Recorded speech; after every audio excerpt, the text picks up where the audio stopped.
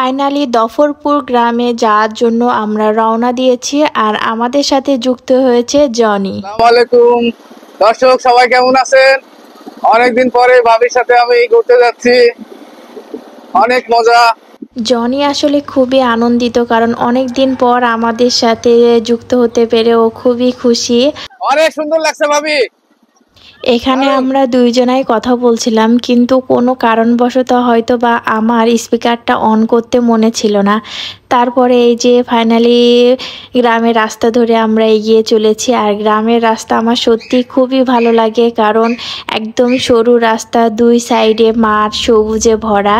আর সেদিনকার আকাশটাও কিন্তু ছিল বেশ চমৎকার। সব মিলিয়ে জার্নিটা আমরা কিন্তু খুবই এনজয় করেছি। আজকের ভিডিওটা একটু লং হয়ে যাচ্ছে, তারপরও কিন্তু আপনারা ফুল ভিডিওটা দেখবেন, আশা করি সবার অনেক ভালো লাগবে। আমরা এখন তুলার মোড়ে চলে এসেছি, আর অল্প সময়ের মধ্যে আমরা পৌঁছে যাব।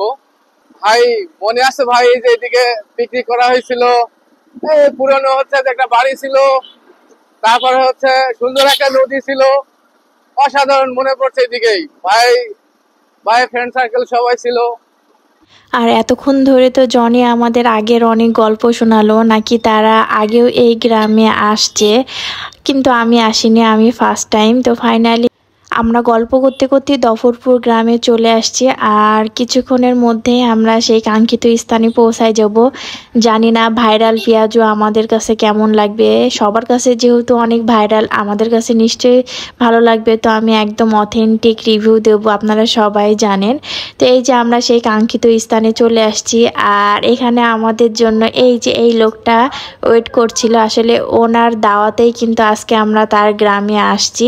ওনার সাথে আমাদের অনেক দিন, মানে অনেক আগে থেকে ভালো সম্পর্ক। আর এখানে এসে দেখি রীতিমতো তো পেঁয়াজি খাওয়ার জন্য পুরা সবাই লাইন দিয়ে দাঁড়ায় আছে। আমরা তো এখন সিরিয়ালে দাঁড়ায় থাকতে হবে। তো একটু গল্প করছিল, আমিও একটু ভিডিও করে নিচ্ছিলাম।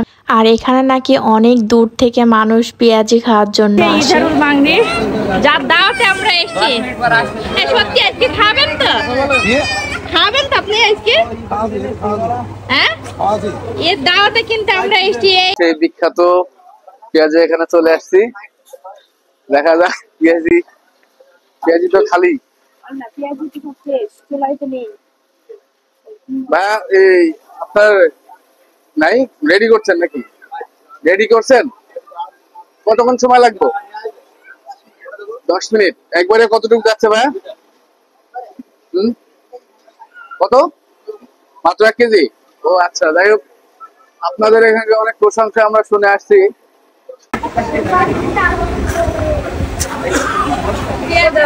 চলছে, দেখা যাক কয় মিনিট ওয়েট করা লাগে। বলেছে তো যে 10 মিনিট লাগে। তারপরে 10 থেকে প্রায় 15 মিনিট অপেক্ষা করার পর বসার একটা জায়গা যাই হোক ম্যানেজ করে দিয়েছে ওনারা। আপনারা ভিডিও দেখে বুঝতে পাচ্ছেন কতটা মানুষের গ্যাদারিং আছে। আর এখানে মানুষ এসে নাকি কেউ অল্প পেঁয়াজে খায় না, একেবারে 1 কেজি, হাফ কেজি এরকম। তা আমাদের এই যে সেই কাঙ্ক্ষিত পেঁয়াজি চলে আসছে। এখানে আমার একটা জিনিস ইন্টারেস্টিং লেগেছে, সেটা হচ্ছে পেঁয়াজের সাথে পেঁয়াজের একটা সালাদ দিয়েছে, সাথে একটা বিট লবণ দিয়েছে। যাই হোক, এগুলা দিয়ে আমরা খেয়েছি, ভালোই লেগেছে।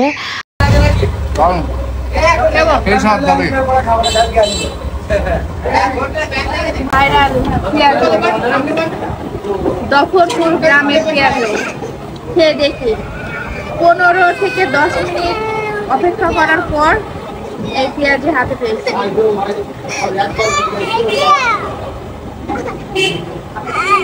অনেক মজা, আর ভরপুর পেঁয়াজি আছে।